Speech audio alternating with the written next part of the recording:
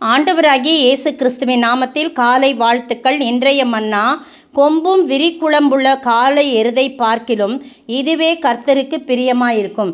சங்கீதம் 69:31.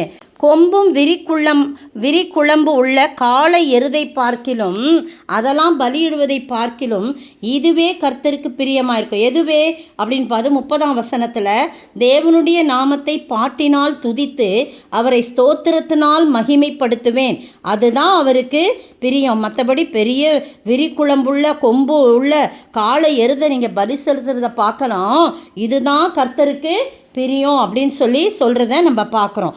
அருமையான வேளையில் நீங்களும் நானும், எந்த ஒரு மனிதனும் கர்த்தரை துதித்து ஸ்தோத்திரிக்கிறானோ அது கர்த்தருக்கு பிரியமாக இருக்கும். அதை சாந்த குணமுள்ளவர்கள் இதை கண்டு சந்தோஷப்படுவார்கள்.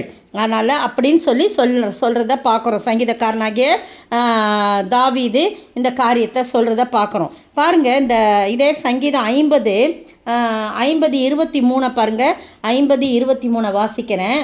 ஸ்தோத்திர பலியிடுகிறவன் என்னை மகிமைப்படுத்துகிறான், தன் வழியை செவைப்படுத்துகிறவனுக்கு தேவனுடைய ரட்சிப்பை வெளிப்படுத்துவேன் என்று சொல்கிறார். ஸ்தோத்திர பலி இடும்போது தேவனை, ஆண்டவரை நான் துதித்து ஸ்தோத்தரிக்கும் போது ஆண்டவர் அதில் மகிமைப்படுகிறார், பிரியப்படுகிறத நம்ம பார்க்குறோம். பவுலையும் சீலாவையும் சிறைச்சாலையில் அடைக்கப்பட்ட போது அவ்வளவு கஷ்ட நேரத்தில், எல்லாம் நல்ல நிலைமையில் மட்டும் இல்லை, கஷ்ட நேரத்திலையும் அடிப்பட்டு உதைக்கப்பட்டு காயப்படுத்தப்பட்டு தரதரவென்று சட்டைக்கு ட்ரெஸ் எல்லாம் கிழியறதுக்கு வண்ணமாக அவர்கள் இழுக்கப்பட்டு வந்த போதும் அவர்கள் என்ன பண்ணுறாங்க, அவர்கள் கால்களை தொழுமரத்தில் மாட்டி வைத்த போதிலும், என்ன ஆண்டவரே, நாங்கள் உங்களுடைய நாமத்தை தானே மகிமைப்படுத்தணும், கடைசியில் எங்களை இப்படி செய்கிறீங்களே, நீங்கள் ஏன் இதை அனுமதிக்கிறீங்க, எந்த கேள்வியும் கேட்கல.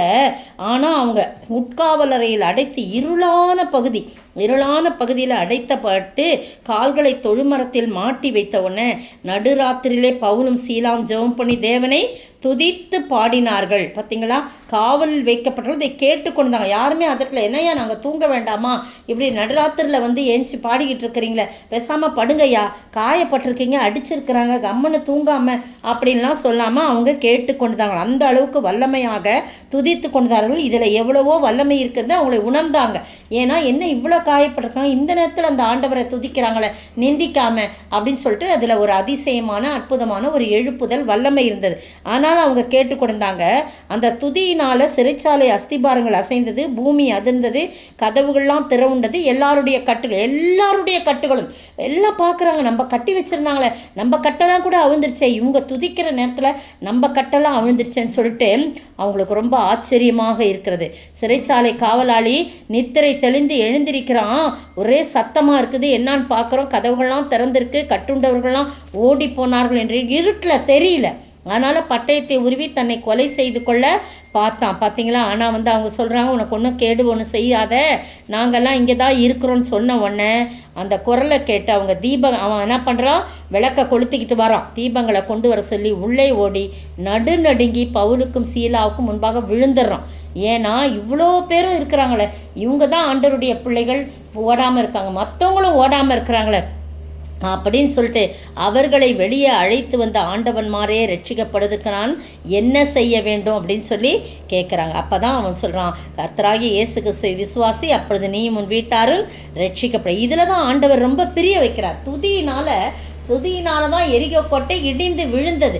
துதிக்க தொடங்கின போது யோசபாத் ராஜாவுக்கு விரோதமாக வந்த 3 படையினர், அம்மோன் புத்திரர், மோவா புத்திரர், சேயீர் மலை பழத்தாங்க, எல்லாரும் என்ன பண்ணாங்க, ஒருவருக்கொருவர் விரோதமாய் வெட்டுண்டு விழுந்தார்கள் என்று சொல்லி பார்க்குறேன். அதனால் துதியில் கர்த்தர் பிரியப்படுறார். பிரியமானவர்கள், நீங்களும் நானும் எந்த நிலைமையில் இருந்தாலும் ஆண்டவரை துதித்து போற்றி பாடி அவரை மகிமைப்படுத்தும் போது கர்த்தர் என்ன செய்கிறாரு, அதில் ரொம்ப பிரியம் கொள்கிறார். கொம்பு உள்ள விரிக்குழம்புள்ள அந்த காளை எருதை பார்க்கிலும் அவங்க என்ன செய்கிறாங்க, துதிக்கிறத தான் ஆண்டவர் பிரியம் கொள்கிறாரு அப்படின்னு சொல்லி நம்ம வாசிக்கிறோம். பார்த்தீங்களா, அப்போ நீங்கள் எல்லா நேரத்திலும் நம்ம துதிக்கிறவர்களாய் காணப்படணும். அதே போல் பார்த்தீங்கன்னா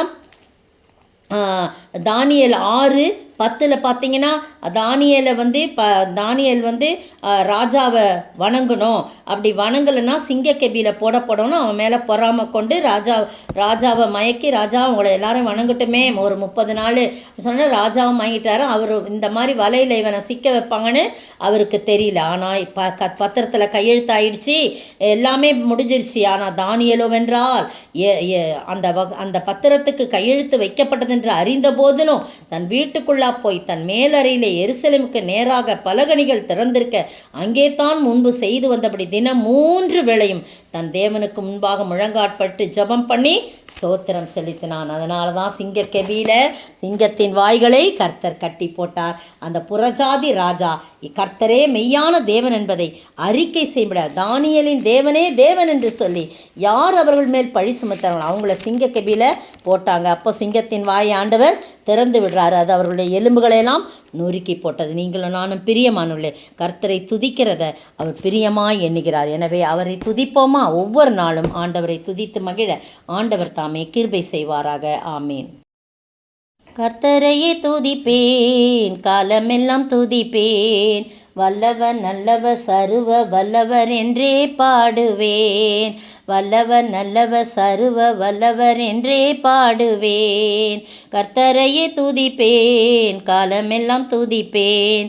ஸ்தோத்திரிக்கிற ஆண்டவரே, துதிக்கிற ராஜா, உம்மை துதிக்கும்போது ஆண்டவரே நீர் அதில் பிரியப்படுகிறீர். ஒவ்வொரு நாளும் எதை மறந்தாலும் மறக்காவிட்டாலும் என் ஆண்டவரை துதிக்க மறவாதபடி ஒவ்வொரு நாளும் எங்களுடைய உதடுகளின் கனியாகிய ஸ்தோத்திர பலிகளை உமக்கு ஏறெடுத்து மகிமைப்படுத்த நீர் உதவி செய்ய வேண்டும் என்று கர்த்தரும் மீட்பரும் ராஜாவாகிய இயேசு கிறிஸ்துவின் விலையேறப்பட்ட நாமத்தில் ஜெபிக்கிறேன் பிதாவே, ஆமீன்.